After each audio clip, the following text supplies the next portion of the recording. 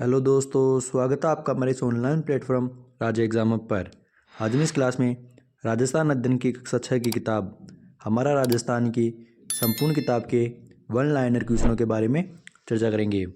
तो ये सभी क्वेश्चन वन लाइनर क्वेश्चन होने वाले हैं, तो क्लास को पूरी देखिएगा, वो अपने दोस्तों को शेयर जरूर करेगा। तो ये क्लास को शुरू करते हैं। तो देखिए क्वेश्चन नंबर 1 से 2 फरवरी 2006 को नरेगा की शुरुआत देश के कितने जिलों में हुई थी? तो देश के कुल 200 जिलों में 2 फरवरी 2006 को नरेगा की शुरुआत हुई थी। नरेगा को संपूर्ण देश में किस वर्ष लागू किया? तो 2008 में। और शुरुआत कब हुई थी? 2 फरवरी 2006 को। राजस्थान भारत के कितने प्रतिशत भाग पर फैला है? तो राजस्थान भारत के संपूर्ण क्षेत्रफल में 2.41% में राजस्थान फैला हुआ है, अर्थात भारत के कुल क्षेत्रफल में राजस्थान का हिस्सा है 10.41%। आगे, राजस्थान की उत्तर से दक्षिण तक की लंबाई कितनी है?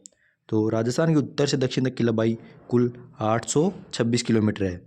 उसके अलावा राज्य की कुल स्थलीय सीमा कितनी है? अगर आपको कुल स्थलीय सीमा पूछे तो 5,920। तो यहाँ देखिए, वहाँ पे राजस्थान की उत्तर से दक्षिण तक की लंबाई तो 826 है, लेकिन पूर्व से पश्चिम की चौड़ाई पूछे तो वो है 869। याद रखना, उत्तर से दक्षिण की लंबाई 826, व पूर्व से पश्चिम की चौड़ाई 869, और कुल स्थलीय सीमा है 5,920। उसके अलावा रेड क्लिफ रेखा की राजस्थान में लंबाई है तो 1,070 किलोमीटर की लंबाई राजस्थान में रेड क्लिफ रेखा की है। आगे, राजस्थान के किस भौतिक प्रदेश में सर्वाधिक धात्विक खनिज मिलते हैं? तो सर्वाधिक अरावली में। कौन से? अरावली प्रदेश में मिलते हैं। तथा राजस्थान के अंदर सर्वाधिक धात्विक खनिज कहाँ पर मिलते हैं? तो अरावली प्रदेश है, तथा जो अरावली का क्षेत्र है वहाँ पर राजस्थान में सर्वाधिक धात्विक खनिज प्राप्त होते हैं। आगे, किस त्योहार पर गेहूं व बाजरे का खीच बनाया जाता है? तो आखा तीज के अवसर पर। कब? आखा तीज के अवसर पर गेहूं व बाजरे का खीच बनाया जाता है। आगे, क्वेश्चन नंबर 9।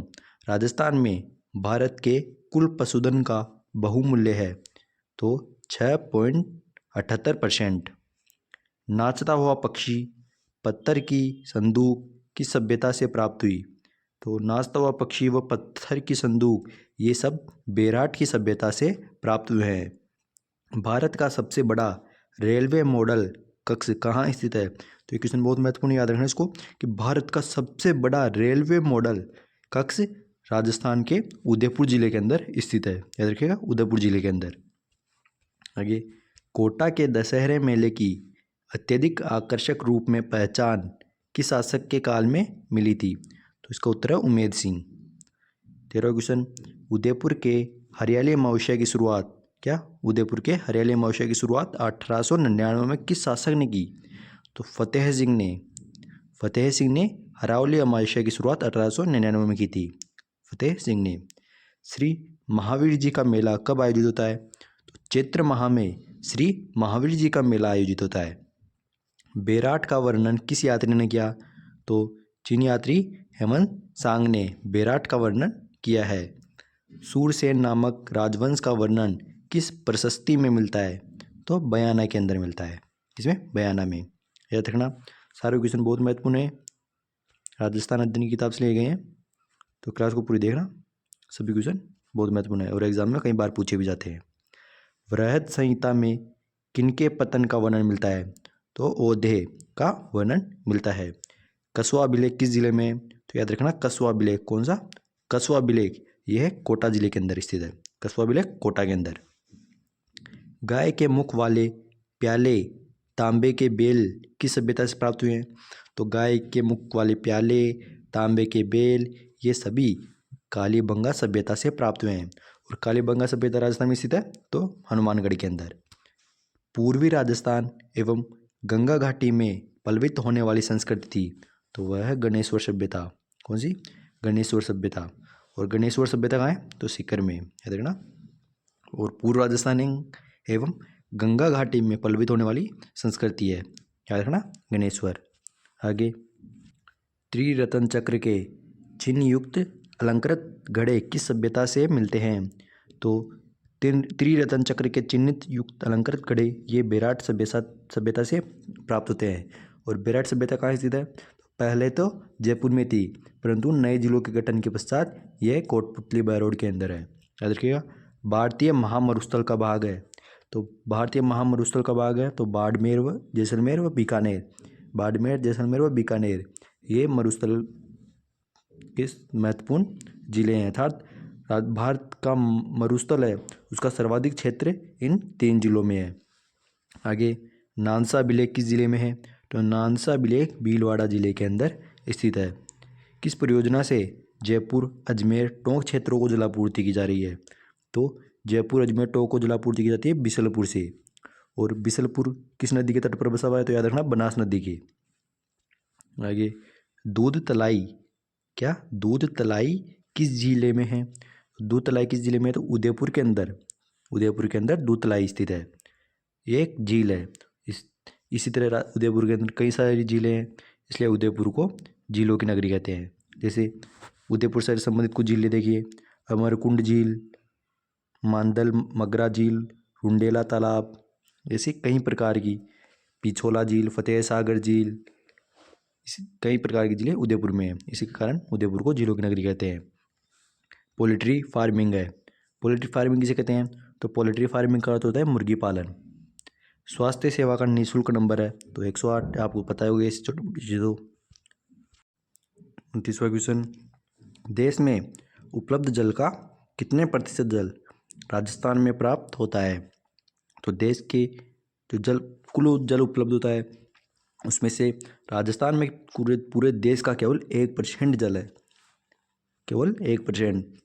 अब आप देख सकते हैं कि क्षेत्रफल में तो भारत का राजस्थान 10.41% है, परंतु जल में केवल 1% है। अर्थात राजस्थान में जल की बहुत कमी है।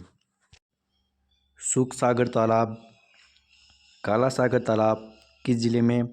तो सुख सागर तालाब व काला सागर तालाब ये सवाई माधोपुर के अंदर स्थित है। मुथाना, दांतीवाड़ा, हेमावास तालाब किस जिले में है? तो मुथाना, दांतीवाड़ा व हेमावास ये तीनों पाली के अंदर स्थित है। याद रखना, पाली के अंदर। सेनापानी तालाब किस जिले में है? कौन सा? सेनापानी। तो सेनापानी तालाब है चित्तौड़गढ़ के अंदर। आगे, सुरेरी, खारी, मेजा बांध किस जिले में है? तो सुरेरी, खारी, मेजा ये तीनों है भीलवाड़ा के अंदर। पद्मिनी, वानकिया, मुरालिया तालाब किस जिले में है? तो पद्मिनी, वानकिया, मुरालिया ये सब चित्तौड़गढ़ के अंदर स्थित है। पद्मिनी, वानकिया व मुरालिया तालाब चित्तौड़गढ़ में। हिंडोली, कीर्तिमोरी, बरडा, रिडोला तालाब किस जिले में है? तो हिंडोली, कीर्तिमोरी व बरडा, इसके अलावा रिडोला तालाब ये बूंदी में है, हमारे बूंदी में। बागोलिया तालाब, बागोलिया तालाब है उदयपुर के अंदर। जाजली, अचलावदा, सांगथली, तेज सागर, गंदेर, खेराट, रायपुर तालाब यह है प्रतापगढ़ में, प्रतापगढ़ में। उसके अलावा गढ़सीसर झील किस जिले में स्थित है? गढ़सीसर झील है जैसलमेर के अंदर। गढ़सीसर कहाँ पर है? तो याद रखना, जैसलमेर के अंदर गढ़सीसर झील स्थित है। एडवर्ड सागर झील किस जिले में है?